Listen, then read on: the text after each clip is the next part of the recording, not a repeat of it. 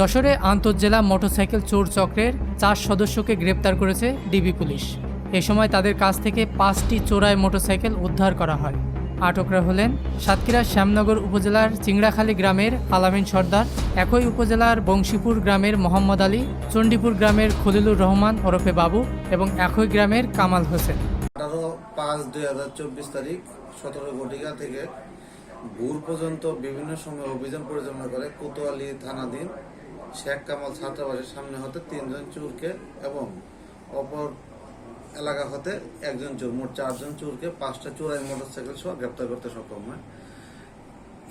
এই চুরি সংক্রান্তে যে মোটরসাইকেলটা চুরি হয়েছিল তা উদ্ধার হয় এবং অপর মোটরসাইকেলগুলো এই মামলায় জব্দ করা হয়।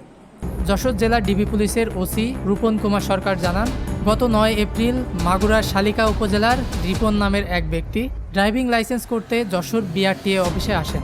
এ সময় তার পালসার মোটরসাইকেলটি অফিসের সামনে তালা দিয়ে ভিতরে যান।